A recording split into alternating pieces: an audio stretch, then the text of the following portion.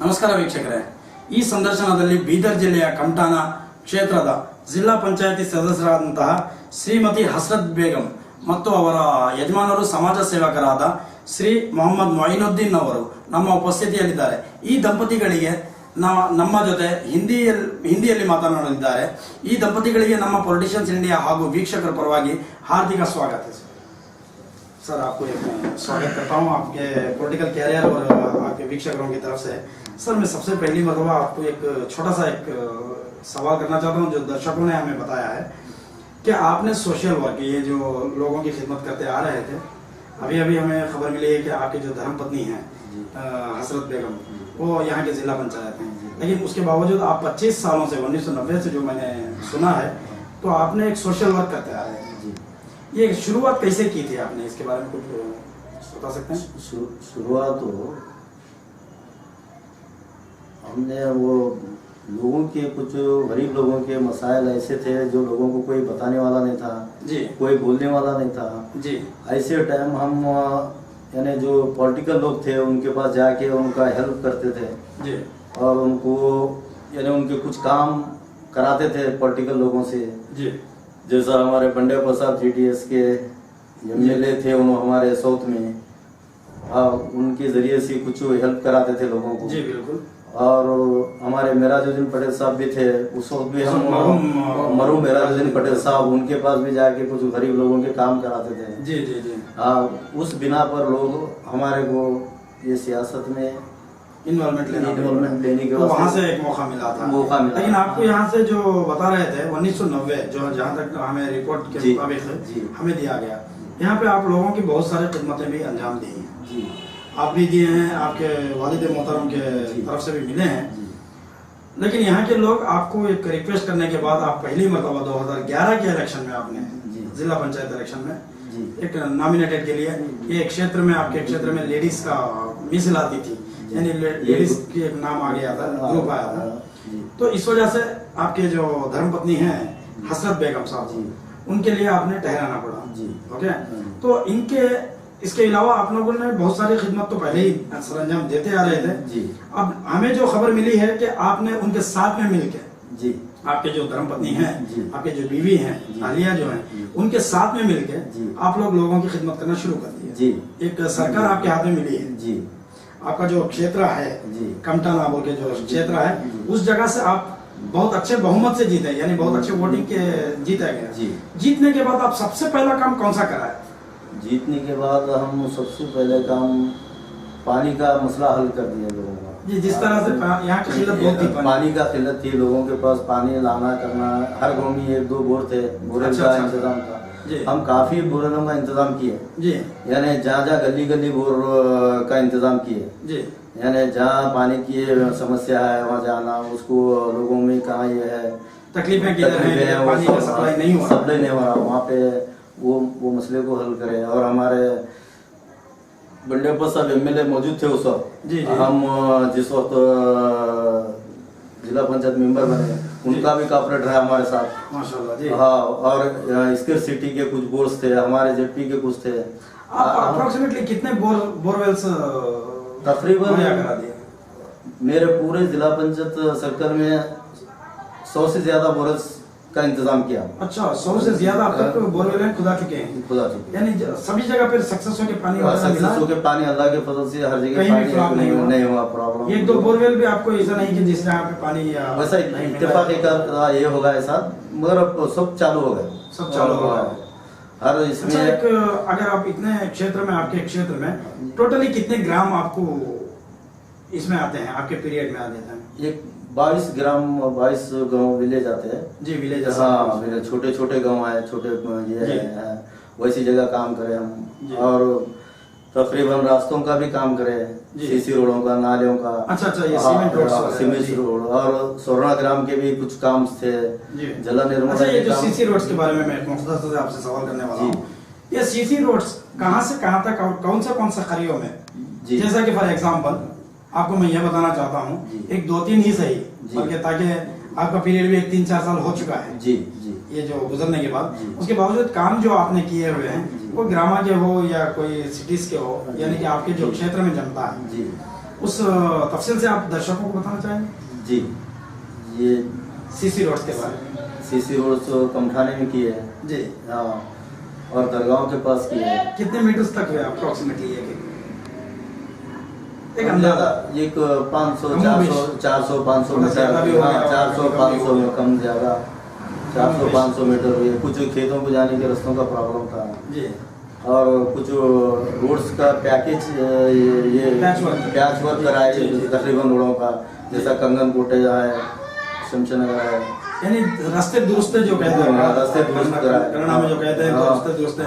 जिस जगह पर भी कहीं खड्डे वगैरह हो जाए उसको या कहीं हम्प वगैरह डालना पड़े वो, या स्पीड ब्रेकर की जरूरत पड़ जाती है वहाँ पे डालना। और कुछ काम ऐसे भी किए जहाँ मंदिरों के पास, जहाँ तुम्हारे वो बैलरंग मंदिर बोल के बजट पर भी वो भी कुछ काम किए हर गांव में। एक और मंदिरों का हो या मसाजिदों का, कोई कंपाउंडों का ऐसा वगैरह का, धार्मिक जगहों पर, धार्मिक लोगों का काम, धार्मिक जगहों पर जगहों पर। और कुछ ऐसे भी काम किए हैं, ये स्कूल्स की बाउंड्रीज, जहाँ खुले थे, बच्चों को तकलीफ हो रही थी, आम लोगों का, जानवरों का धक्का ऐसा स्कूलों पे बच्चों को, यानी जानवर जो स्कूलों के गेट नहीं थे, जिस जगह पर कंपाउंड नहीं था वहाँ अंदर जाके गलीजी कर देते हैं, बच्चों के लिए तकलीफ भी हो जाती है। जी बिल्कुल। और ये जुआड़ी लोग भी बहुत सारे होते हैं कि अंदर जाके बैठ जाना, वैसी जगह बाउंड्री वाल से जी जी उसका भी इंतजाम किए माशाल्लाह। वो सारा काम अब तक तो मुकम्मल हो चुका है। सर मैं यहाँ पे एक सवाल आपसे मैं ये रखना चाह रहा हूँ, स्कूल्स के मामले में जो आपने सिर्फ कंपाउंड वगैरह के जो इंतजाम आपको देखा है, जो रस्ती तैयार किया है, और लेकिन अब यहाँ पर स्कूल्स के लिए जो फैसिलिटी सरकार से मिल रही है वहाँ पे उन बच्चों को दिया भी जा रहा है या नहीं, इसने कभी आपने जाके ताकीद की? वो भी देखे, वो भी बच्चों के तहकीकात किए, और स्कूल के बच्चों को रहने का इंतजाम है तो बिल्डिंग्स बनाए वहाँ पे। अच्छा अच्छा हाँ, और तुम्हारे बच्चों के खाने पीने के इसमें भी हम चेकअप कराए, वो हर चीज, खाना मामला, वो सब हर चीज हम किस तरीके से आपको डेवलपमेंट कर सकते थे वो जाके किए जी। उसके बावजूद अगर आपके जो एरिया के है ये आंगनवाड़ी जो होते हैं, जो महिलाओं के लिए यानी औरतों के लिए, ये गर्भवती औरतों के लिए हो या बच्चों के लिए हो, जो शिशु विहारा बोल के जो गवर्नमेंट से वहाँ पे आहार मिलता है जी जी। अब उन जगहों पर आपके क्षेत्र में, आपके पीरियड में जी ऐसे नए कुछ आंगनवाड़ी सैंक्शन हुए या कोई और पुराने आंगनवाड़ी इसमें कुछ बनाए हम? कितने क्या अंदाज बता सकते हैं? एक 4-5 आंगनवाड़ी से बनाए हमारे सरकार आपके क्षेत्र में, और पानी का इंतजाम नहीं था, कुछ पानी का इंतजाम भी किया हम जी। हाँ, वो लोगों को पानी की सहूलत नहीं थी जी, वहाँ पे बोरल डाल के पानी का इंतजाम, टैंक को बैठा के हर चीज का उन लोगों को जो जरूरियात होती है गाँव के हिसाब से वो हर चीज को हम मुकम्मल किए। जी जी जी। यानी जितने भी आंगनवाड़ी वगैरह थे या स्कूल्स के एजुकेशन जगहों पर आप अपना इन्वॉल्वमेंट ज्यादा से ज्यादा तवज्जो देके वहाँ पे कराए। अच्छा, उसके बावजूद आपने अपने एरियाज के कोई भी एक जो काम दूसरे जेडपी मेंबर के पीरियड में ना हुआ हो, ऐसा आपकी जिंदगी में कोई ऐसा काम हुआ है जहाँ पे ये जैसा कि फॉर एग्जांपल मैं बता दूं कि पानी की बड़े बड़े टंकियां वगैरह, ये जो हाई टैंक कहते हैं, ये छोटे छोटे सीसी टैंक्स तो आपने बताया कि बोरवेल्स के बाजू में कहीं पर जरूरत पड़ती है तो बना लेते हैं, लेकिन ये हाई टैंक वगैरह जो किसी के पीरियड में ना हुआ हो, ऐसा कुछ आपके पीरियड में हुआ है?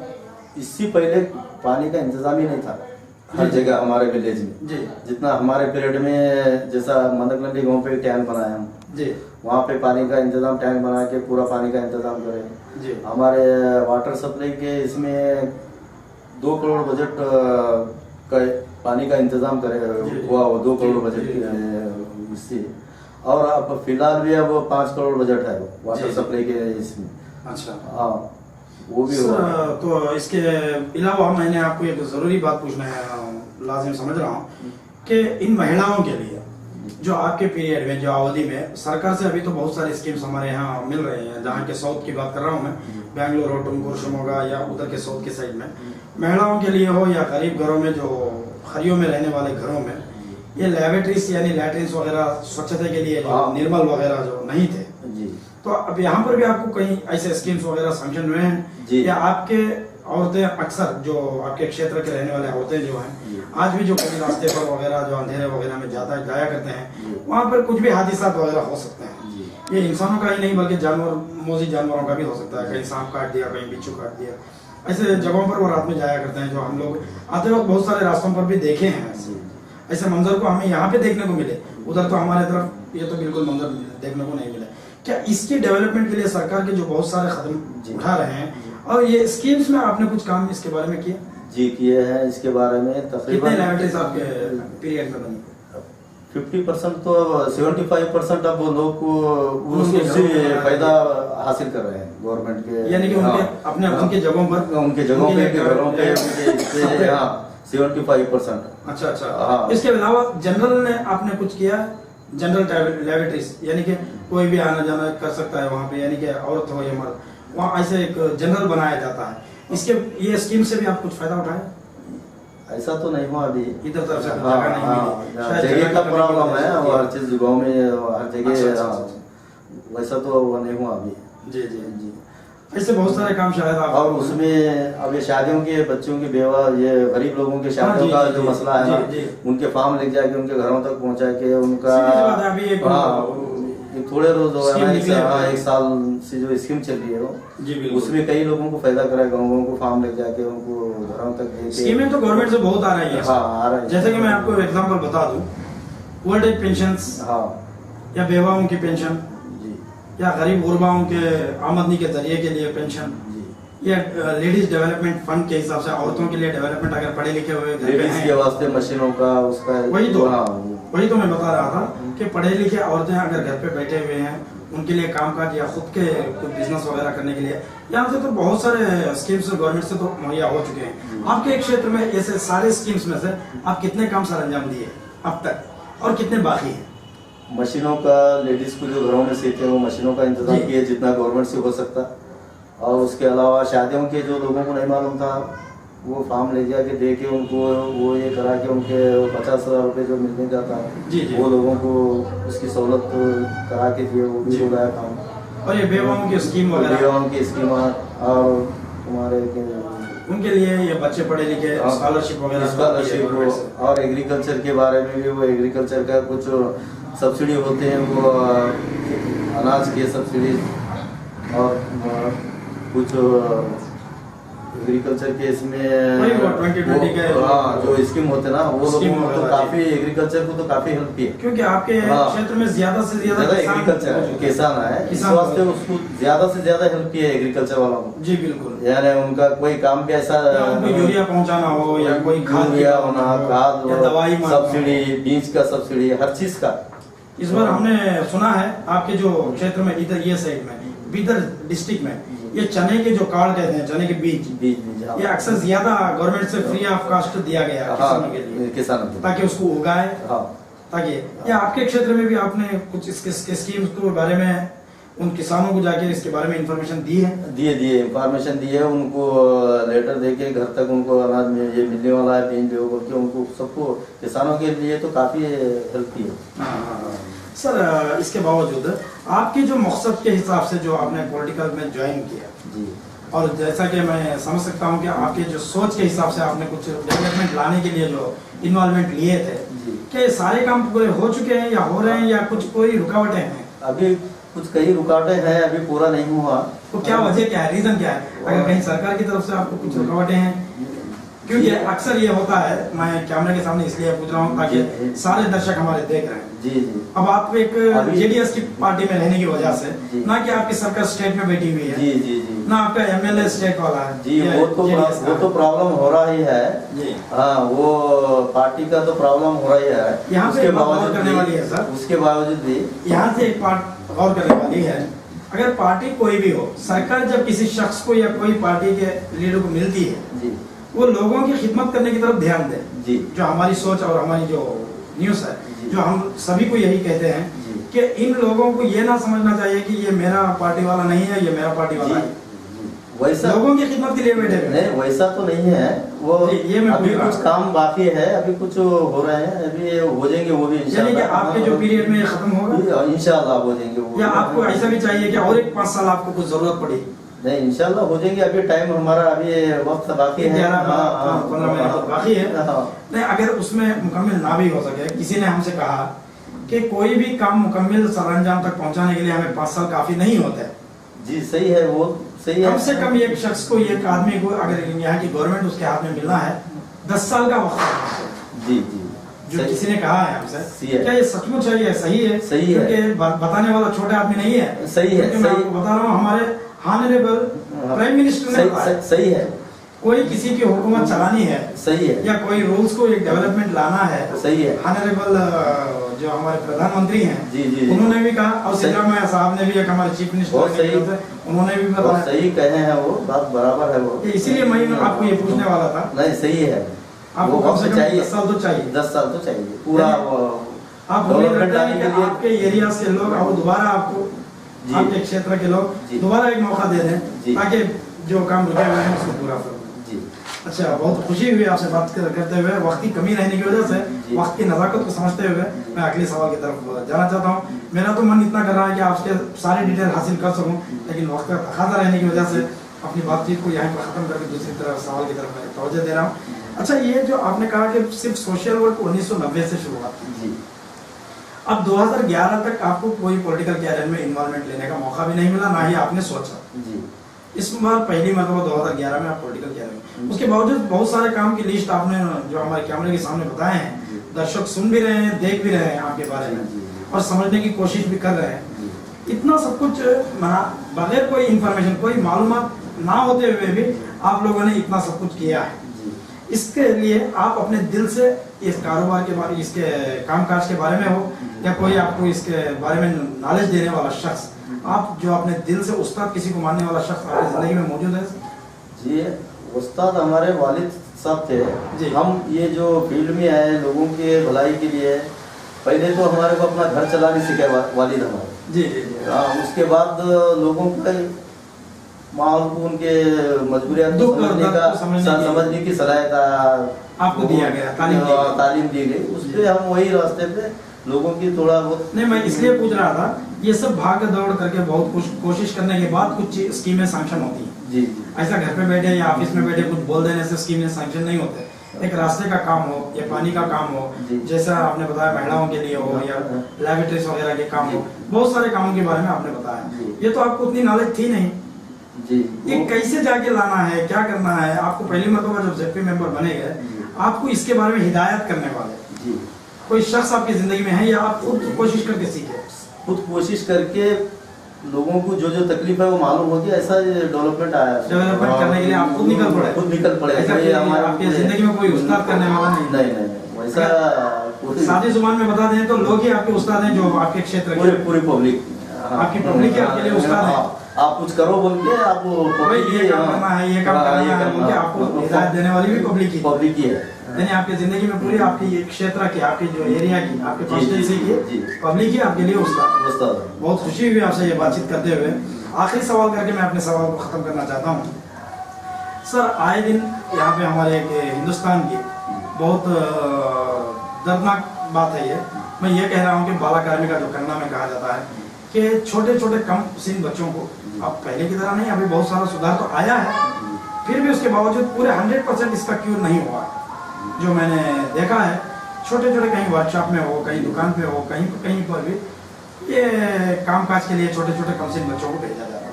अब उनकी ज़िंदगी तबाह हो रही है। कहीं गैरेज पे जाके देखो, कहीं होटल में जाके देखो, कहीं तरकारी बेचने वाले के पास देखो, गवर्नमेंट से स्ट्रिक्टली उनके लिए पकड़ा जा रहा है, ले जाकर समझाया जा रहा है।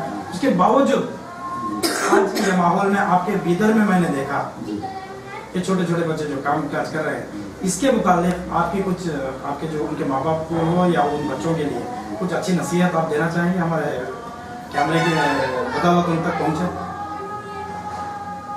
जो बच्चों को जो कामकाज पे भेज रहे हैं, वो माँ बाप अपनी मजबूरी से भेज रहे हैं। हम उन तक भी जाके, घरों तक जाके उनको समझाए हैं, यानी स्कूल को भेजिए बोल के समझाए हैं, तालीम देने के वास्ते समझाए। तकरीबन हमारे ये जो पीरियड में हमारे जेपी हम बनने से बहुत 75% कम होगा। बिल्कुल अब थोड़ा बहुत कुछ बाकी है, वो भी इंशाअल्लाह खुद देखें हो जाएगा। जी, माँ बाप के लिए आपकी तरफ से कुछ नसीहत?